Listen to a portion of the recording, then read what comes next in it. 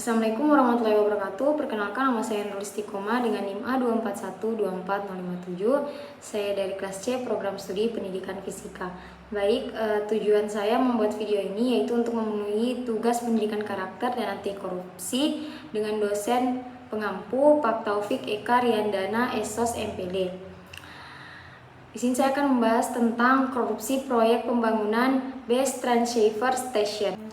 Mantan Menteri Komunikasi dan Informatika Johnny G. Plate resmi dijatuhi hukuman 15 tahun penjara oleh Pengadilan Tipikor Jakarta. Johnny dinyatakan bersalah dalam kasus korupsi proyek BTS 4G Bakti Kominfo yang berlangsung sejak tahun 2020. Selain hukuman penjara, Johnny juga diwajibkan membayar denda sebesar 1 miliar dengan ketentuan apabila tidak dapat membayar akan diganti dengan pidana kurungan selama 6 bulan. Juga pidana tambahan berupa uang pengganti sebesar 15 miliar 500 juta rupiah. Jika tidak mengganti dalam 1 bulan setelah putusan berkekuatan hukum tetap, maka harta benda disita dan dilelang.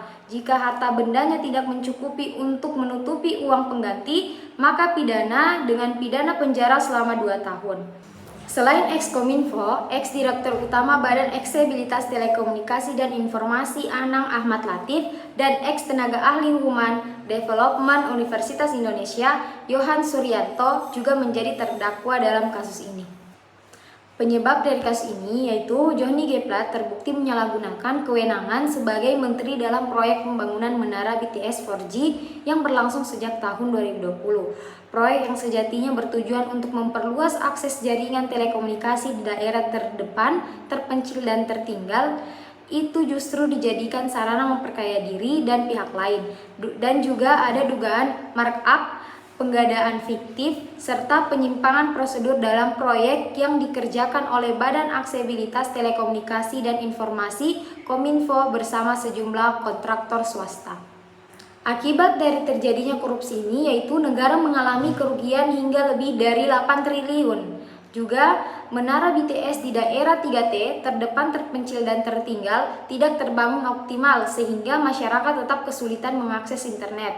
Juga masyarakat kehilangan kepercayaan terhadap pemerintah dan kasus ini juga mencoreng reputasi kabinet dan menambah daftar panjang pejabat tinggi yang terjerat korupsi. Kemudian solusi dari kasus korupsi ini yaitu yang pertama melibatkan Badan Pengawasan Keuangan dan Pembangunan yaitu BPKP, KPK dan auditor independen sejak tahap perencanaan. Yang kedua, semua proyek lelang proyek strategis nasional harus terbuka dan dapat dipantau publik melalui sistem elektronik. Terus yang ketiga, hukum maksimal bagi pelaku korupsi agar memberi efek jera termasuk penyitaan aset hasil korupsi. Terus yang keempat, ada SOP yang lebih ketat, rotasi pejabat, serta pembatasan konflik kepentingan dengan pihak swasta.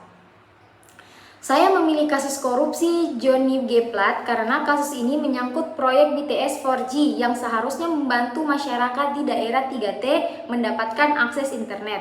Namun, penyalahgunaan wewenang justru menyebabkan kerugian negara dan menghambat pembangunan.